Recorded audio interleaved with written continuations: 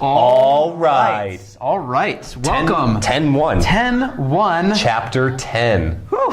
Which we have a standard attached to this. Oh. I can determine if a representation is a function and states domain range. That's where we're going this chapter. Yeah.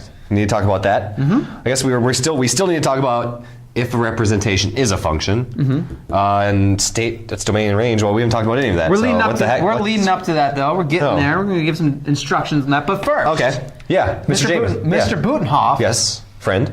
Why is today a beautiful day for math? Today is a beautiful day for math. Well, it's sunny out. Ooh. And also we got Khalil here. Yeah, Khalil is here. That is in the house. He's in the house. Be very quiet. Mr. Jameson. Yes. Why is today a beautiful day for math? Well, I got to be honest. Today is a beautiful day for math because it's the start. It's a Monday. It's the start of a full week of school. We get 2 tutorials this week. Is that true?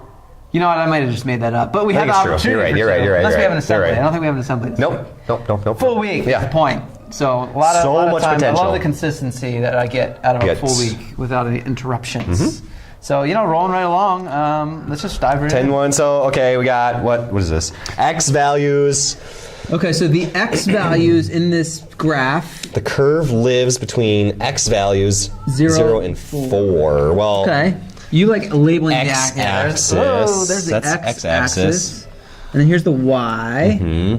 That's this one, the vertical. Whoa, the vertical one. So X values go from 0, which is right here, to 4, which is right there. So those are like the walls. Those are the boundaries on the left and right. The width. Right? I said fences, I guess. Okay, so the fences. So here, sure. This is an X value of 4. So the graph is not over here at 5. It's only inside of 4. It's smaller than 4. Between 0 and 4. So there's 4, and then there's 0. Yep, so there's a boundary line right here. There's a fence there and there. The width, how wide does it go? From 0 to 4. Yeah. Got all along here is 4, 4, 4, X value of 4, X value of 4, X value of 4. Okay. And then the Y values, we've got the curve lives between 0 and 4 as well. So the Y-axis, 0 for the Y-axis would be like right here.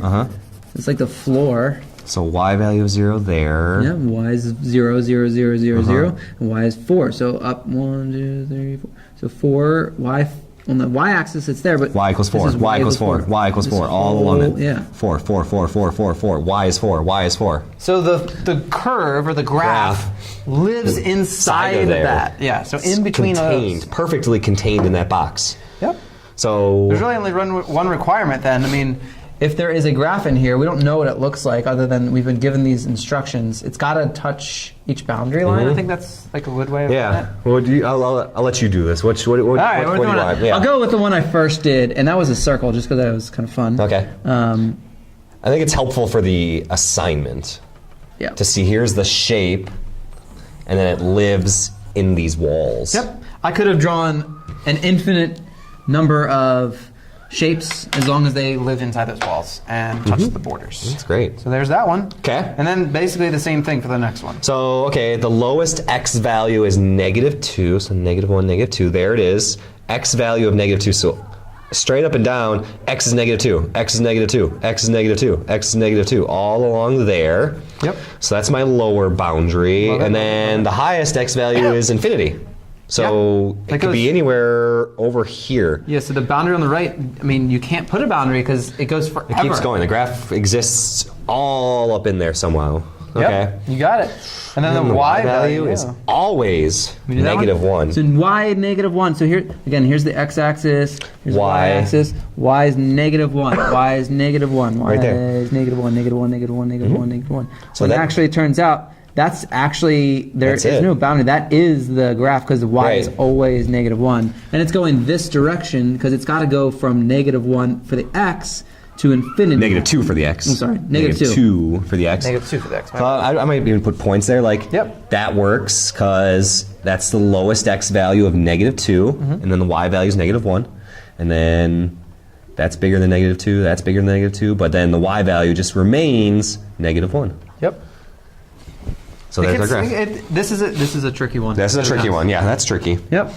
So we're going to continue working with the same concepts, except now we're going to graph one. And we're going to graph. It says graph y equals the square root of x plus 2. So that square root symbol right there, we're going to enter that in the calculator. So I went to y equals. Yep, go to y equals. And then second. And then the square button. Square root. Yep. Back down. And it gives you a parenthesis. X plus 2. Yeah. And then close it off because that's where the square root ends. Yep. Okay. And then I'm going to graph it just to kind of see what it looks like. So that's what it looks like. Yep. Now, I've seen students just look at this and then try to go here. Don't do that. No. We've got a more exact way of doing that. I would We've done this before. Back to the office. Go back to the second table. Whoa! What? Error. Error. That's bad. At -3. Error. The -4. y value is, Can we go back to the graph? Yeah. Error at like -3, -4. Oh, Yeah, you can see that. There's no graph there. There's nothing there. Yeah, that's why you get an error. It doesn't exist there. That's weird. I've never seen that before. Table. Sure you have. Why try to act Why like you you keep don't even pretending? know? You're just pretending. Okay. Was that Oscar? Yeah. -2, 0 is a point. -1 is a point. Yeah. Okay. I'm gonna look for whole numbers. 1 point. Yeah, I don't like that. So No. just graph the whole numbers. 2, 2. This is review for you. 7-3, I think. Yep. Yep. 7-3. And then 7. 1, 2, 3, 4, 5, 6, 7. This should be a real review. By the way, you can do this on your cell phone. Desmos. Or you're in Desmos or whatever other device on a computer. Desmos exists. So there's our graph. And I love how you put an arrow on the end.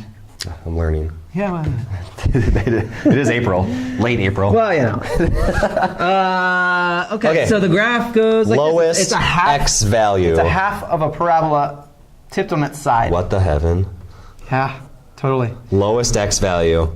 Well, X-axis. X-axis. How far left can I go? There's nothing back here. There's a boundary line that's imaginary that goes right there. There's the first point. That's the most leftmost point. It starts there, left. -2. Then, huh? Yeah, -2. That's hard to write. -2. And then the highest, I'm going further and further and further and further. There's a point. So what, 7? No. And the thing is, and that's why that arrow is so important. Oh, yeah. The graph continues in this direction, kind of going. sideways, but up as well. Yeah. So it goes to the right forever. So it's Towards infinity. And that's a sideways 8. That's how you write it. Same concept for the lowest y value. Now This is easier to see for some reason, I think. Right. So the lowest. Where's the lowest how far bottom low of the does graph? it go? Well, look at your y-axis to find the lowest y value. It's 0. There. Yeah, 0. 0. There's I didn't nothing go down here. up. Oh, my fault. There's nothing here in the negatives. I didn't go up at all. Nothing down here. That's right. There's the lowest, and then it goes up. A common answer for the highest y value that people will tell me is 3. 3. And that is incorrect. It continues to go this direction sideways, but also kind of up. Up. So it's continuing to grow forever and ever, which is why we get infinity for the highest y value. That is basically it. This is totally different. Yeah, they got this. You got it. You got it. Good luck. Take your time. Good luck.